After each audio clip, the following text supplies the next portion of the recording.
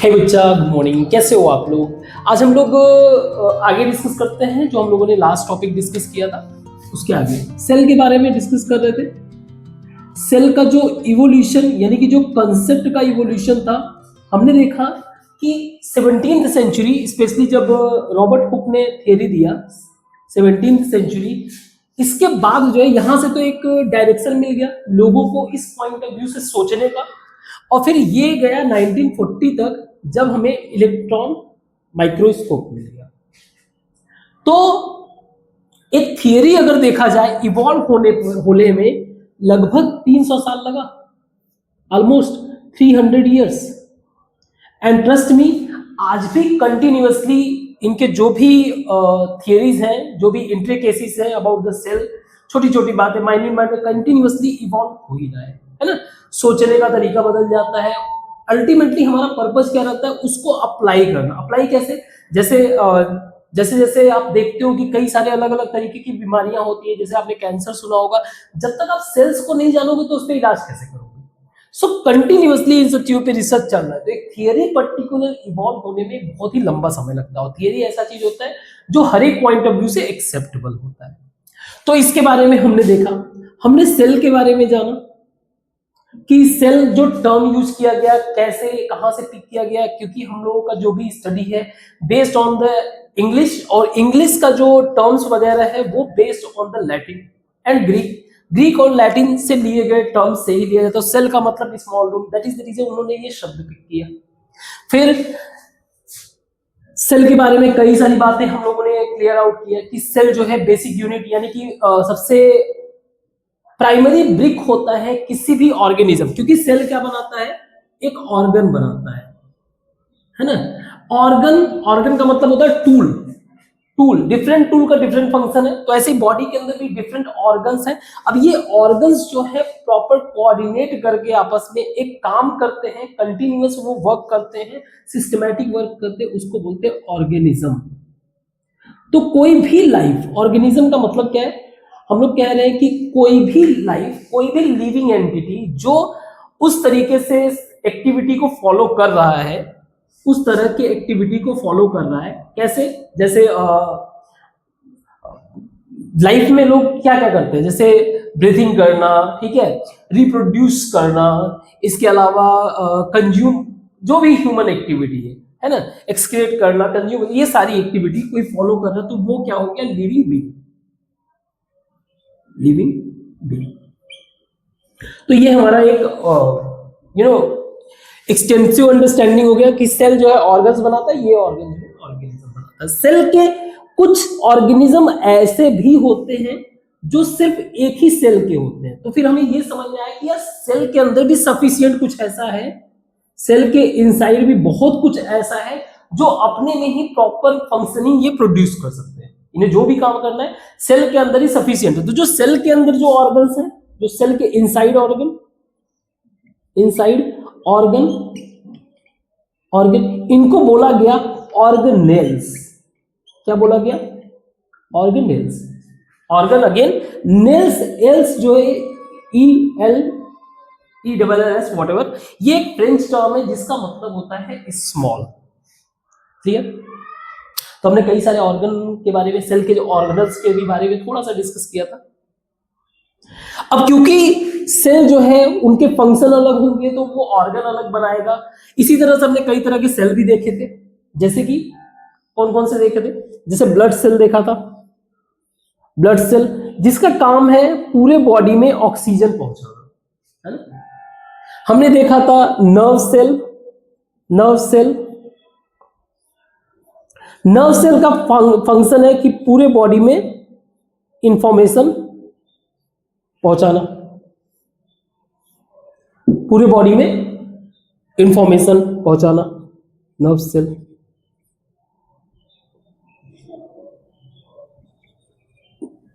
पूरे बॉडी में information transfer करना।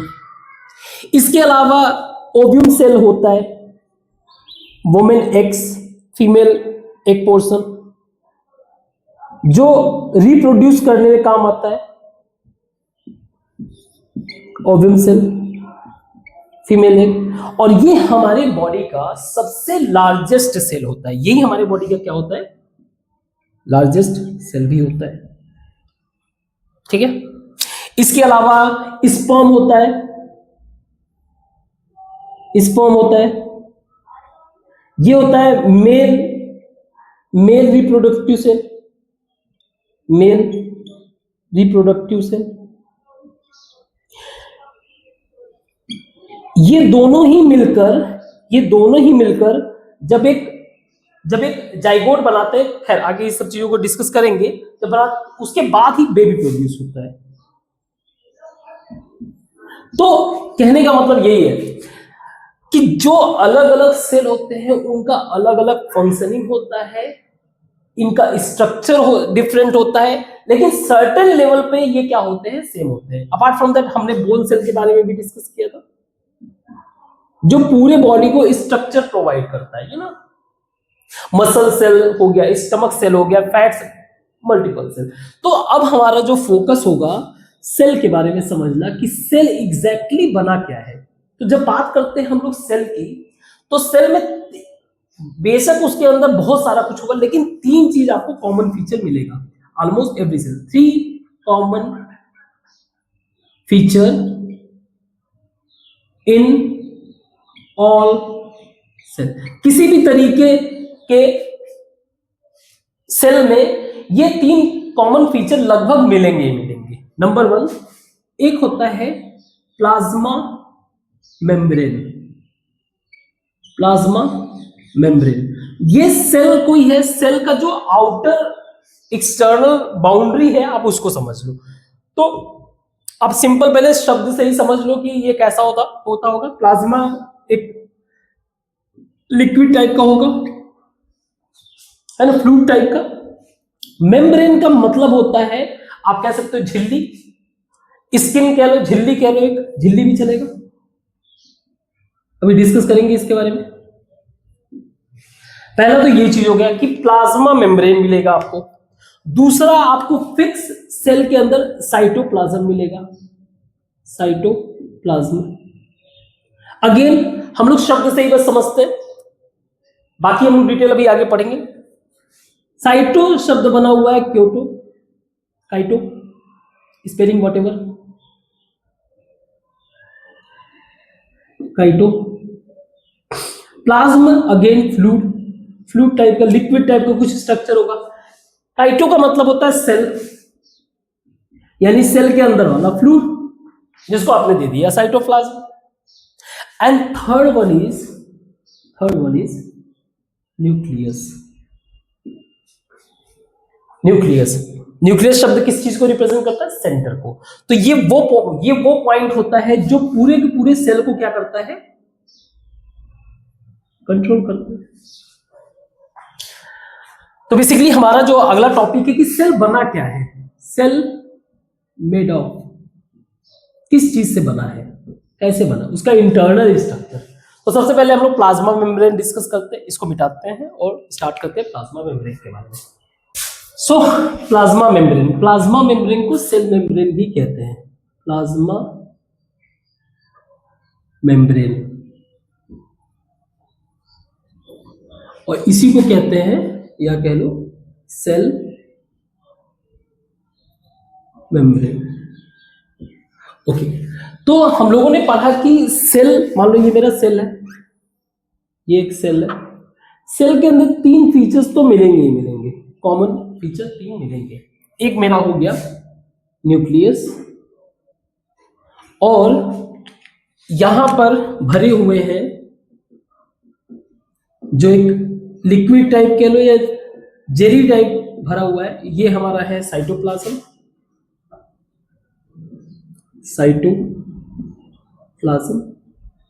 ये है हमारा न्यूक्लियस, और आउटर लेयर जो है वो है हमारा प्लाज्मा मेम्ब्रेन। तो इसके बारे में हमें बात करना है, प्लाज्मा मेम्ब्रेन। मेम्ब्रेन एक तरह की झिल्ली कह लो या लेयर कह लो, एक तरह का। प्लाज्मा अगेन लिक्विड कह लो, फ्लूइड कह लो, जेली टाइप का कह लो, है ना। तो प्लाज्मा रिप्रेजेंट करता है फ्लूइड। तो ये हमारा बेसिक सेल है। तो पहला इसमें खास बात क्या रहेगा, पहली बात इसमें अगर मैं फंक्शनिंग बात करूं तो प्लाज्मा ये कर क्या रहा है, प्लाज्मा मेम्ब्रेन कर क्या रहा है, पहला काम ये कर रहा है कि it separate all cell organelles from external environment. पहले तो ये आउटसाइड से सेपरेट कर रहा है, बाहर का एनवायरमेंट कुछ और है, अंदर का कुछ और है, पहला बात।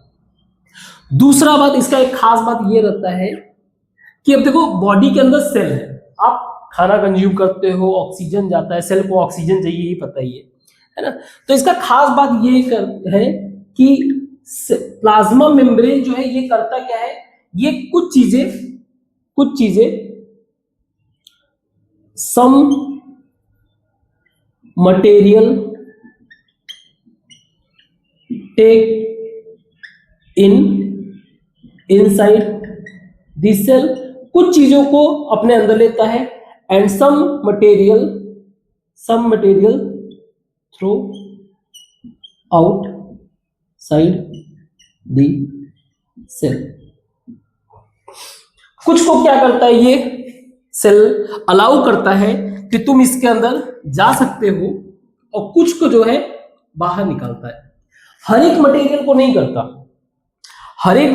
नहीं करता, सिर्फ कुछ ही चीज को करता है। तो इसको बोलते हैं, इस टर्म को बोलते हैं, यानी कि प्लाज्मा मेम्ब्रेन कैसा है एक तरह से, इसको बोलते हैं सेलेक्टिव परमिएबल मेम्ब्रेन।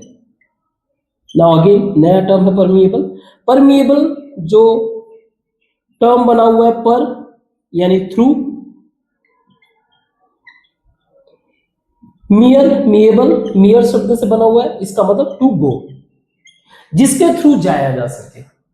तो सेलेक्टिव परमिएबल मतलब हर चीज को ये अलाउ नहीं कर रहा है, कुछ ही चीजों को क्या करता है ये अलाउ करता है। अब एक जनरल चीज हमें पता है, हमारा बॉडी भी ऐसा है, हम ऑक्सीजन को कंज्यूम करते हैं और कार्बन डाइऑक्साइड को रिलीज करते हैं, ठीक। देखो एक फंडामेंटल बात समझ लो, जब मैं कहता हूं ना फ्लूइड, तो फ्लूइड दो चीजों को इंक्लूड करता है, एक गैस को, एक लिक्विड को। इनको फ्लो करने का तरीके बहुत हो सकते हैं। कहने का मतलब मुझे ये समझाना है कि इसके अंदर कोई भी चीज जाता कैसे और आता कैसे, उसका एक फंडामेंटल कंसेप्ट। जैसे वाटर है, अगर मुझे वाटर को फ्लो कराना है तो एक तो तरीका है कि आप प्रेशर वगैरह लगा दो, एक मेथड ये भी है कि कहीं पे भी हाई कंसंट्रेशन है, अगर फ्लूइड का हाई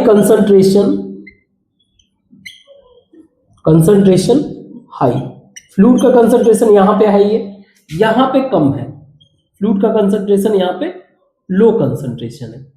तो कोई भी फ्लो अगर हाई कंसंट्रेशन से लो कंसंट्रेशन की तरफ जा रहा है तो इसका एक जनरल टर्म है जिसको बोला जाता है डिफ्यूजन।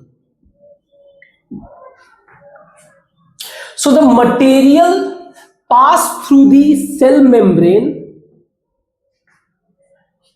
मेम्ब्रेन के थ्रू जो मटेरियल पास होते हैं वो किस प्रोसेस के अंतर्गत, अंडर डिफ्यूजन प्रोसेस। क्लियर है? अब होता कैसे, जैसे अगर मान लो कार्बन डाइऑक्साइड है, यहां पे CO2 जो है वो लो है, और यहां पे कंटिन्यूअसली वर्क के कारण CO2 बहुत ज्यादा है, CO2 यहां पे हाई है। तो क्या होने लगेगा, CO2 का मूवमेंट जो है बाहर से अंदर बजाय अंदर से बाहर जाना शुरू कर देगा। कंपेरेटिवली क्या रहेगा, सेल के कंपेयर में ध्यान से समझो, सेल के कंपेयर में बाहर CO2 कम होता है और CO2 कंटिन्यूअसली प्रोड्यूस हो रहा है, बन रहा है। अब ये CO2 बनता क्यों है, क्योंकि सेल जो है ऑक्सीजन लेता है, अब O2 का कंसंट्रेशन हाई है, O2 का कंसंट्रेशन यहां पर लो है, तो O2 इसमें जाने लगता है। अब ध्यान से समझो, सेल के अंदर कई सारे ऑर्गेनल्स हैं, माइटोकॉन्ड्रिया है, राइबोसोम है, इसके अलावा बहुत सारी चीजें हैं, गोल्गी, बहुत सारी चीजें हैं, तो उनको जाने आने नहीं दे रहा है, सिर्फ और सिर्फ इन गैस को जाने दे रहा है। तो ये किस प्रोसेस के अंतर्गत हो रहा है? Diffusion process. क्लियर है बात? डिफ्यूजन प्रोसेस के अंतर्गत it allows pass some materials like CO2 gas, O2 gas and water। ये समझ में आया? ये समझ में आया? वाटर कह लो, वाटर सॉल्यूशन कह लो, अभी डिस्कस करेंगे इस पे। ये दो बात समझ में आया? देखो, हमारे बॉडी का हर एक सेल, जैसे हमारे बॉडी का हर एक ऑर्गन, ऐसे समझो, हमें काम करने के लिए हमारे हर एक ऑर्गन को वर्क करना पड़ेगा, और हमारे हर एक ऑर्गन को वर्क करने के लिए हर एक सेल को काम करना पड़ेगा। हर एक सेल के लिए फ्यूल क्या है? ऑक्सीजन।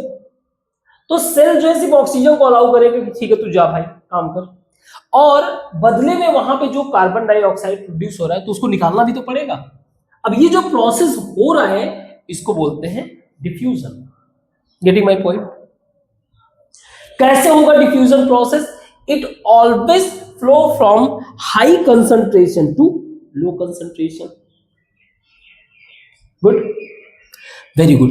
लेकिन वाटर के बारे में अगर बात करें तो हम लोग special type of diffusion process discuss करते हैं। When it comes to the water solution तो एक अलग तरीके का डिफ्यूजन, उसका नाम अलग है। जैसे अब बात समझो, जैसे आपने देखा है, टर्म सुना हुआ है कि फ्रिक्शन यूजुअली इस टर्म को यूज करते हैं किसी चीज को रब करने के बाद जो एक रिएक्टिव फोर्स क्रिएट होता है, रिएक्शन क्रिएट होता है, रिएक्शन नहीं मतलब एक अपोजिशन क्रिएट होता है इसको रब करने में।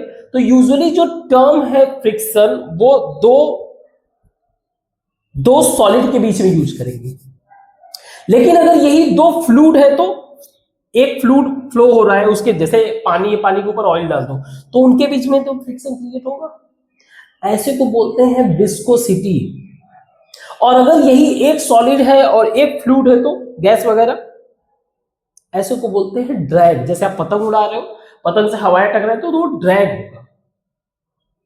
तो हर एक पर्टिकुलर टर्म्स के लिए बिहेवियर के अलग टर्म्स यूज करते हैं। ऐसे ही इसी डिफ्यूजन प्रोसेस को जब हम लोग वाटर के कंटेक्स्ट में बोलते हैं तो उसको बोलते हैं ऑस्मोसिस। ठीक है? Diffusion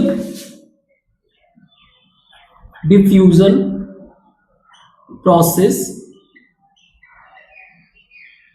in terms of diffusion process for the flow of water, इसको बोलते हैं ऑस्मोसिस।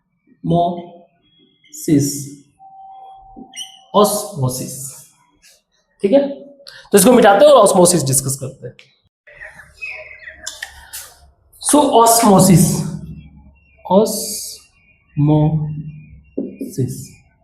अब अगर इस टर्म की बात करें तो ये भी एक या तो लैटिन होगा या ग्रीक, बाय डिफॉल्ट आप कंसीडर कर ही लिया है।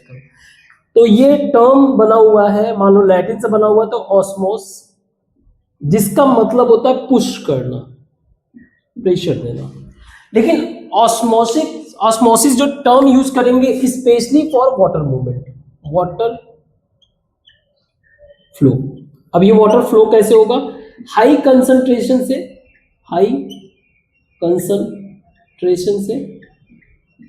Low concentration.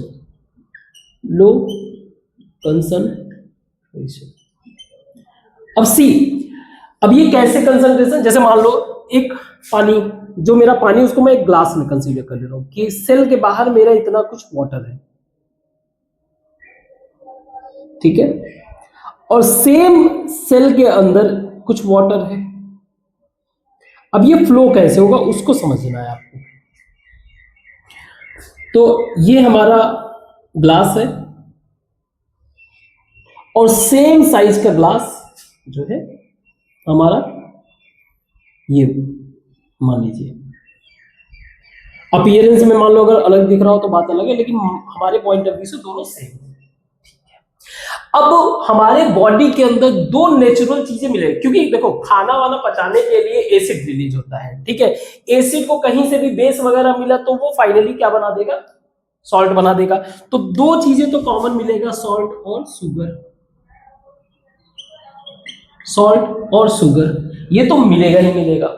यानी अब ये खास बात क्या होता है, ये वाटर के अंदर क्या हो जाते हैं, डिजोल्व हो जाते हैं, वाटर के अंदर डिजोल्व हो जाते हैं। डिजोल्व होकर क्या बनाते हैं, सॉल्यूशन बनाते हैं, वाटर सॉल्यूशन, क्या बनाते हैं, सॉल्यूशन। अब यहीं से कहानी समझना है आपको, सॉल्यूशन बनाते हैं। तो इस सॉल्यूशन में है क्या चीज, एक तो वाटर है जिसको आप सॉल्वेंट बोलते हो, दूसरा है सॉल्यूट। सॉल्यूट क्या है इसमें, आपका सॉल्ट या शुगर, ये चीज है। अब कहानी समझो। अब मान लीजिए हमारा सॉल्ट और शुगर कुछ ऐसा है, और यहां पर सॉल्ट और शुगर ये भरा पड़ा है,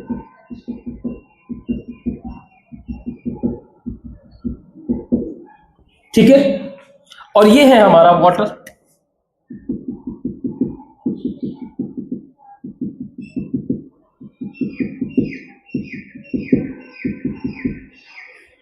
ये है हमारा वाटर। तो एक फंडामेंटल क्वेश्चन मैं पूछने जा रहा हूं, एक बहुत ही ऑब्जर्वेशनल क्वेश्चन है, वाटर का कंसंट्रेशन कहां पे ज्यादा है, चेक करो, दिमाग लगाओ, वाटर का कंसंट्रेशन कहां ज्यादा है। मैं ऐसे नहीं बनाता हूं, वाटर, ठीक है, और वाटर कंसंट्रेशन,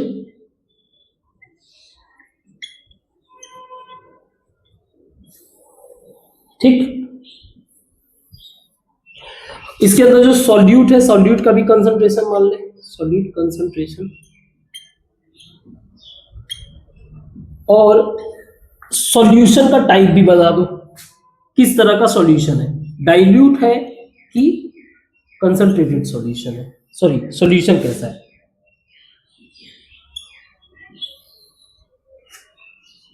अभी देखना आप, साइंस का एप्लीकेशन भी यहीं पे समझ में आएगा, और ऐसे ही आइडियाज मिलते हैं चीजों को अप्लाई करने का। तो वाटर का कंसंट्रेशन यहां पे क्या है, वाटर ज्यादा है, तो आप लिखोगे ये high concentration, water concentration high. ये मेरा ए है, ठीक है, ये मेरा ए है, ये मेरा बी है, ठीक, वाटर कंसंट्रेशन हाई ए में, ए बी, ये बी के लिए, ए के लिए। यहां पर वाटर कंसंट्रेशन कम है। ऑस्मोसिस प्रोसेस क्या बताएगा, फ्लो हाई से लो, यानी कि ये हमारा वाटर फ्लो होगा, कहां पे जा रहा है, ये रिप्रेजेंट कर रहा है inside the cell, water inside cell, ये ठीक है, क्लियर है। जब इस तरह का, अच्छा ये आगे इसमें भी देख लो, सॉल्यूट का कंसंट्रेशन यहां पे क्या है, यहां पे सॉल्यूट का कंसंट्रेशन क्या है, लो है,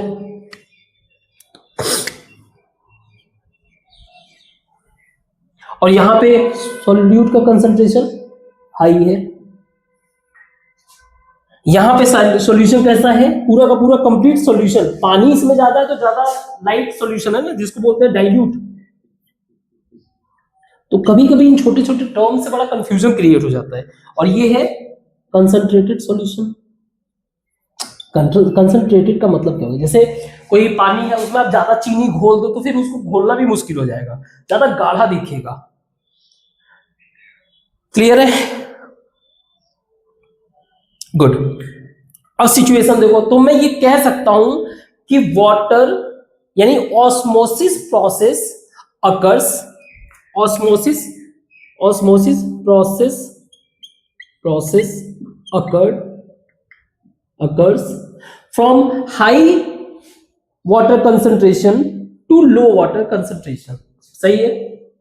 दूसरा आप लिख सकते हो या फिर आप ये बोल सकते हो osmosis process occur from low solute concentration to high solute concentration.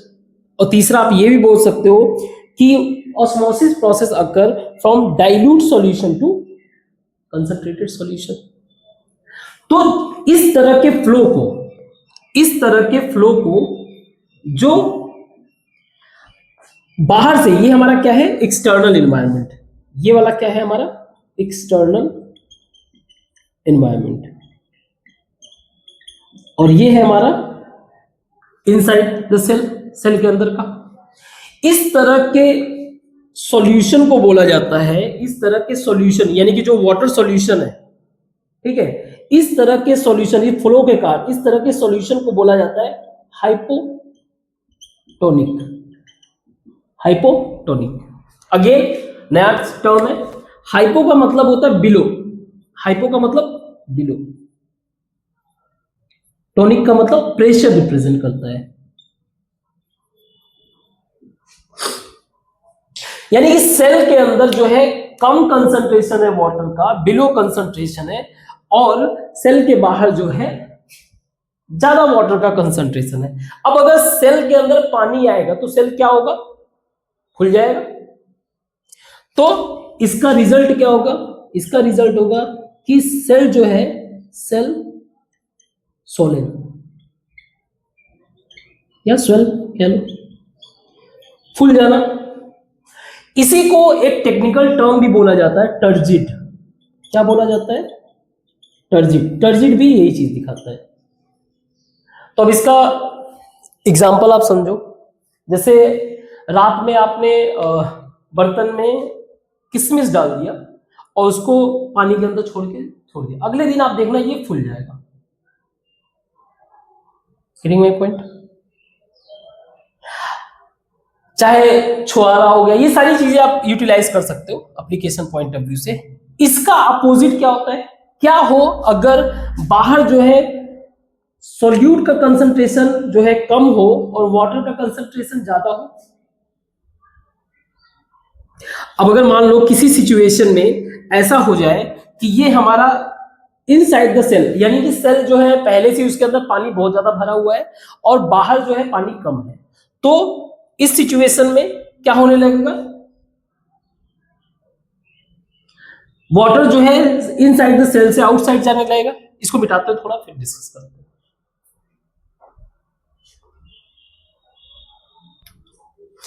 Okay, इसको मिटाते नहीं, यहीं पे ऐसे समझ लेते हैं। इसको मैं कर देता हूं बी, यानी कि इनसाइड द सेल, इसको कर देता हूं ए, यानी कि ये मेरा हो गया बी का कंडीशन, और ये हो गया मेरा, नहीं ये तो ऐसे ही रहेगा, कंडीशन तो यही रहेगा ना, नहीं कंडीशन ये हो जाएगा बी का, ये ए का हो जाएगा। अब मेरा जो वाटर फ्लो हो रहा है वो बी से ए हो रहा है, यानी कि इधर से इधर वाटर फ्लो का डायरेक्शन चेंज हो गया, ऑस्मोसिस प्रोसेस का डायरेक्शन चेंज हो गया। मींस जो सॉल्यूशन है इस तरह का, यानी कि water goes outside of cell, cell के आउटसाइड जा रहा है, सिर्फ वाटर ही जा रहा है। तो एक बात समझ में आना चाहिए, हमारा जो प्लाज्मा मेम्ब्रेन है ये परमीएबल है, जो हमने डिस्कस किया। वाटर का बाहर जाना, इस तरह के सॉल्यूशन को बोला जाता है हाइपरटोनिक। हाइपरटोनिक क्या बोला जाता है, हाइपरटोनिक। अगेन हाइपो का मतलब बिलो हो गया, तो हाइपर का मतलब एबव हो गया, हाइपर एबव। मीन्स बात तो हम लोग सेल के ही कर रहे हैं, तो सेल के अंदर पानी का कंसंट्रेशन ज्यादा है। टोनिक रिप्रेजेंट करता है प्रेशर। अब इसके कारण जो सेल का सिचुएशन क्या हो जाएगा, सेल हो जाएगा मेरा श्रिंक, है ना, पिचक जाएगा। सेल हो जाएगा हमारा श्रिंक। कोई डाउट नहीं? ठीक है। सिमिलरली एक ऐसा सिचुएशन भी हो सकता है जब बोथ कंसंट्रेशन मींस बाहर का वाटर कंसंट्रेशन और अंदर का concentration means if external concentration is equal to internal concentration, तो कह लो both direction movement, both direction movement of water, अंदर बाहर वो दोनों तरफ जा सकता है, अंदर भी जा सकता है बाहर भी जा सकता है, ज्यादा आपके सेल पे इंपैक्ट करेगा नहीं, सेल जो है एज इट इज ही रहेगा। ऐसे सॉल्यूशन को बोला जाता है आइसोटोनिक। आइसो का मतलब होता है सेम, क्या होता है? आइसो का मतलब होता है एक जैसा, सेम। टॉनिक मतलब प्रेशर, एक जैसा प्रेशर जो है बना हुआ है, टॉनिक का मतलब प्रेशर। Getting my point? अब सोचो, ऑस्मोसिस तो आपने समझ लिया कि ये अलाउ करता है, कोई एक मेम्ब्रेन होगा, एक लेयर होगा जिसके थ्रू सिर्फ पानी पास हो सकता है, वाटर पास हो सकता है। क्लियर? इसी का एप्लीकेशन हम लोग देखते हैं आरओ। तो मान लीजिए आरओ को समझने के लिए, रिवर्स ऑस्मोसिस प्रोसेस को समझने, मान लीजिए हमारे पास एक टैंक है, ठीक है, एक सिलेंड्रिकल टैंक है।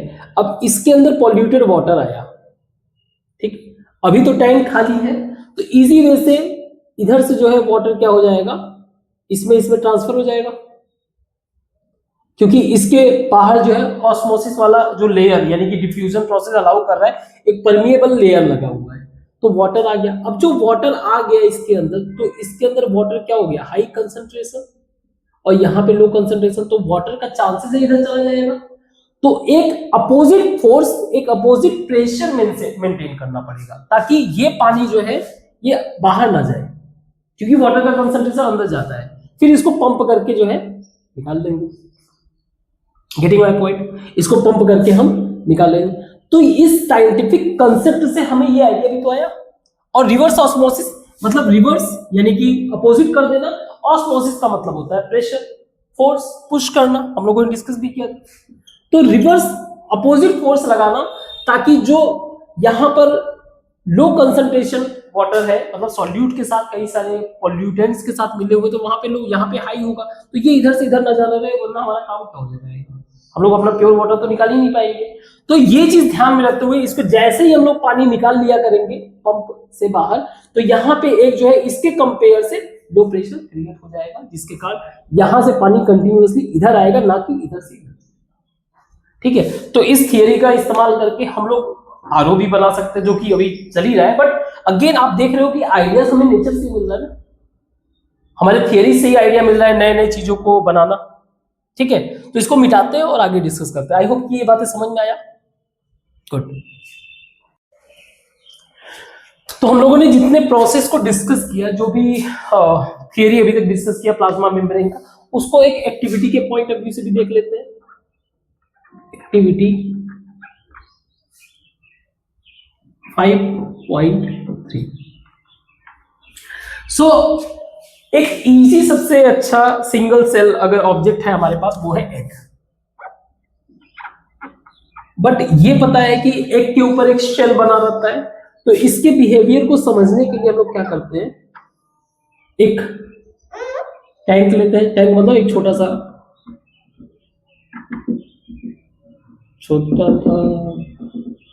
आइटम लेते हैं जिसके अंदर HCl है। ये क्या है, हाइड्रोक्लोरिक एसिड। अब क्यों लिए ये समझ में आ जाएगा। हमने क्या किया, इसके अंदर एग को डाला, एग हमने डाला, ये है हमारा एग। अब जैसे ये गया, अब एग का जो आउटर सरफेस होता है बेसिकली ये होता है हमारा कैल्शियम कार्बोनेट का बना हुआ, यानी कि CaCO3 का बना हुआ है, कैल्शियम कार्बोनेट।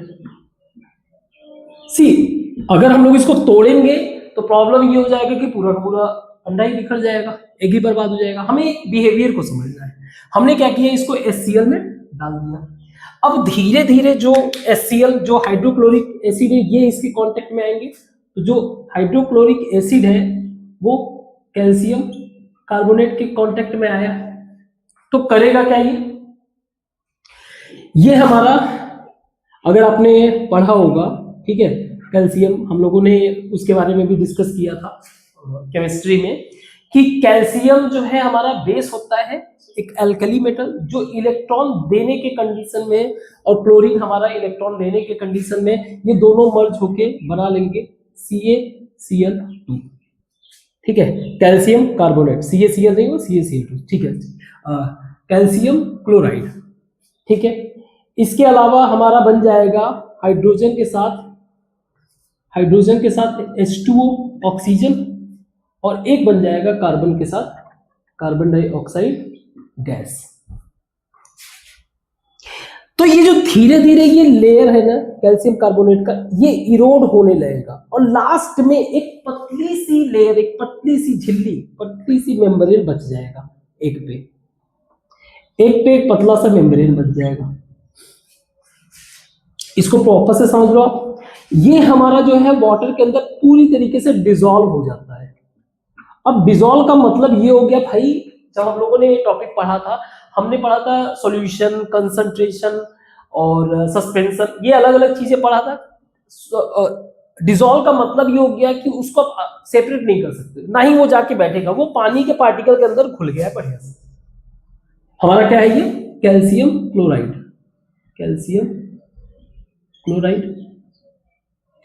CO2 गैस बाहर निकल गया और वाटर जो बना वो ठीक है।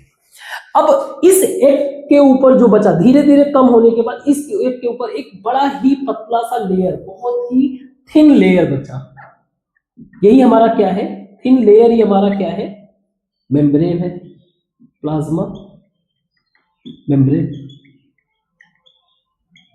या सेल मेम्ब्रेन बोलते हैं। अभी सेल मेम्ब्रेन दोनों एक ही चीज है।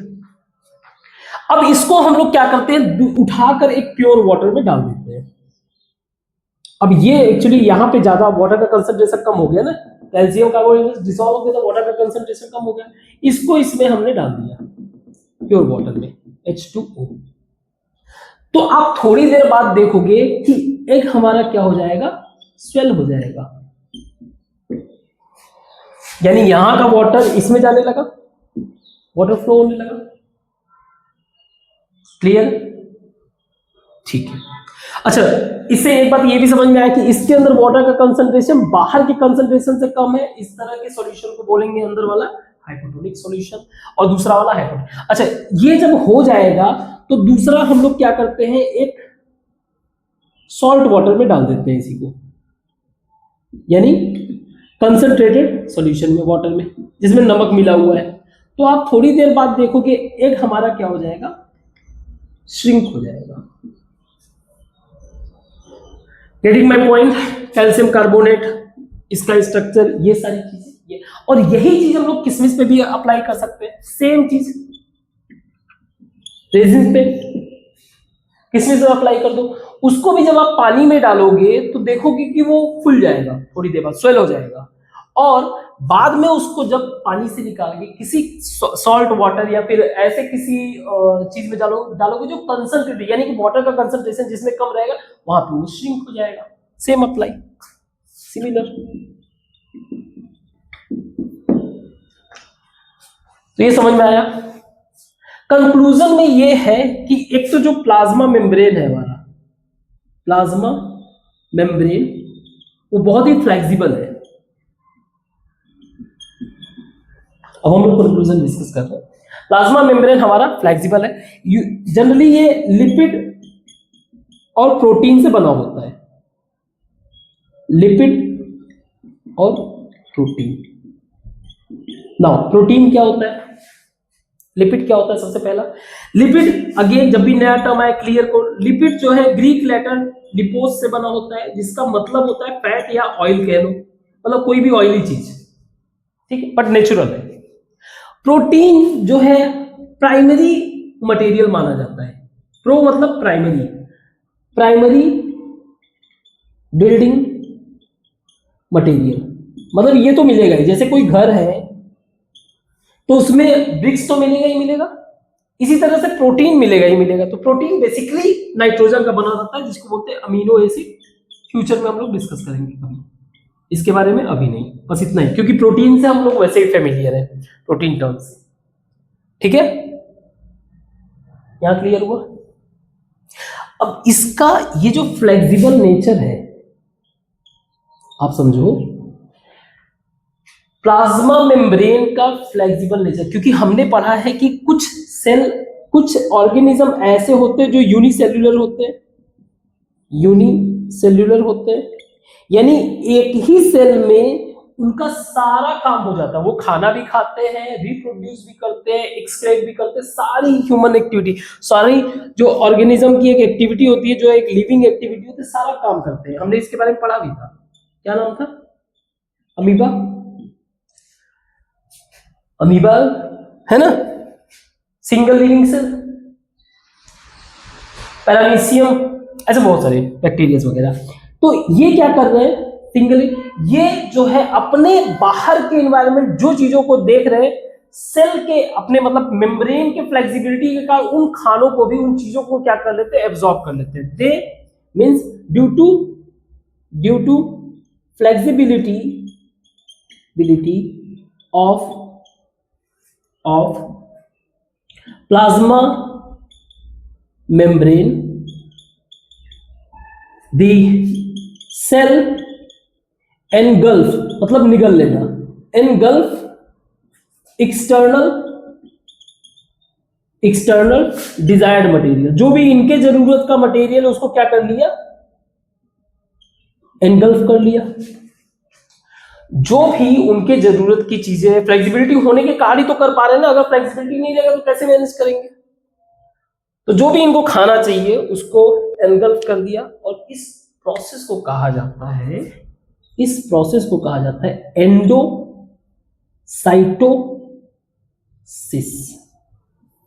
एंडोसाइटोसिस, अगेन हम लोग नया शब्द तो ब्रेक करेंगे शब्द को। एंडो का मतलब होता है इनसाइड, एंडो, बहुत ही मिस्टेक होता है हमसे, क्या करें?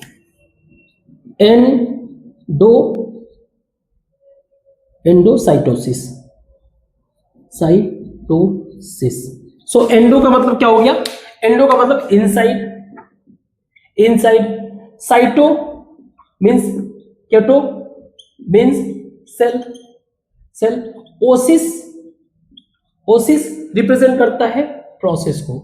आगे आप देखोगे अलग अलग प्रोसेस, जैसे माइटोसिस यानी कि सेल का ब्रेक होना, तो ऐसे कई सारी चीजें, बट ये टर्म आपको दिखाएगा किसी तरह का प्रोसेस हो रहा है। तो सेल जो है चीजों को इनसाइड कर रहा है और उस पर कुछ काम कर रहा है। Getting my point? ठीक है, गुड। तो इसको मिटाते हैं और बस एक छोटा सा एक एक्टिविटी, क्या मतलब वही इलेक्ट्रॉन, क्योंकि देखो जब से इलेक्ट्रॉन माइक्रोस्कोप का खोज हुआ, डेवलप हुआ है ना, तब से जो है जो माइक्रोस्कोपिक वर्ल्ड है उसका विजुअल ही चेंज हो गया।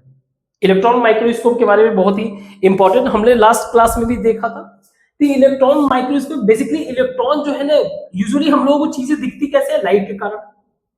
और लाइट के कारण कैसे दिखेगी? अगर किसी ऑब्जेक्ट पे लाइट पड़ के रिफ्लेक्ट होकर हमारी आंखों में गया तभी दिखेगा, है ना, तभी दिखेगा। अब अगर कोई छोटा ऑब्जेक्ट है और अगर लाइट पार्टिकल उससे बड़ा है तो वो आइटम हमें दिखना बंद हो जाए, वो हमें दिखेगा ही, क्योंकि उसका लाइट का रिफ्लेक्शन ही, मतलब छोटा पार्टिकल है। आप सोच के देखो, अगर एक बड़ा सा बॉल है, आपने बॉल फेंका तो रिफ्लेक्ट हुआ, ये बात हम लोगों ने लास्ट टाइम में, बट अगर एकदम छोटा सा बॉल है तो आपके बॉल के कंपेयर में छोटे, आपका बॉल इतना बड़ा है तो ये तो इसी को पुश करके हटा देगा ना, देख कैसे पाओगे? तो जो माइक्रोस्कोपिक वर्ल्ड है, माइक्रोस्कोपिक जहां पे आप बात करते हो माइटोकॉन्ड्रिया की, राइबोसोम की, इतने छोटे पार्टिकल, तो इसको देखने के लिए हमें जो भी पार्टिकल है उससे छोटा चीज चाहिए, तो हमें मिल गया इलेक्ट्रॉन। तो बस इलेक्ट्रॉन को फोकस करो इन सब चीजों में, ये रिफ्लेक्ट होके आपको फिर उसको एनलार्ज करके मैग्नीफाई करके देखा जा सकता है। तो ये था हमारा इलेक्ट्रॉन माइक्रोस्कोप। इसके बारे में हम लोगों लास्ट टाइम में भी डिस्कस किया था। अब कुछ क्वेश्चंस है, एक दो क्वेश्चंस है, क्वेश्चन को देखते हैं, सॉल्व आप ही करोगे, ठीक है। एक सेकंड। तो कुछ क्वेश्चन क्या है, एक तो हमें ये बताना है कि कैसे जो है सेल मेम्ब्रेन यानी कि प्लाज्मा मेम्ब्रेन से गैसेस और वाटर एक जगह से दूसरी जगह मूव करते हैं, यानी कि ट्रांसफर मूवमेंट ऑफ। एक तो बताना है हमें, जैसे CO2 गैस हो गया, वाटर हो गया, इसका movement inside and outside of cell. Answer पता है, डिफ्यूजन। फॉर द गैसेस लिख दो। डिफ्यूजन का ही एक स्पेशल प्रोसेस है जिसको हम लोग बोल रहे हैं ऑस्मोसिस, जो किसको रिप्रेजेंट करता है, वाटर के मूवमेंट को, ठीक है। दूसरा क्वेश्चन है कि हम सेल मेम्ब्रेन को सेलेक्टिव परमिएबल मेम्ब्रेन क्यों कहते हैं। तो ये एक बहुत ही टफ क्वेश्चन है, इस क्वेश्चन का जवाब मेरे पास नहीं है। आप जीनियस हो चुके हो, आप इसका आंसर बता सकते हो, यू कैन राइट डाउन, और प्रैक्टिस करोगी कैसे लिखना है। कोशिश करूंगा कि इनके क्वेश्चन आंसर मैं जो है डिस्क्रिप्शन में दे दूं, अगर टाइम मिलेगा तो मैं कर दूंगा क्वेश्चन से, बट बेहतर होगा कि आप अपने आप को रिफाइन करो। जो मैं बना के दूंगा वो तो खैर एक ज्यादा स्टैंडर्ड हो जाएगा, वो आपको डेवलप नहीं करेगा, ठीक है। पहले के उसमें दिया हुआ है मैंने, बट मेरा मानना है कि आप इस पे वर्क करो, सारा आंसर मैंने समझा रखा है, आप इस पे कर सकते हो बेहतर तरीके से। तो आज के लिए बस इतना ही रखते हैं, ठीक है। बाकी के टॉपिक को हम लोग कल डिस्कस करते हैं। Thank you.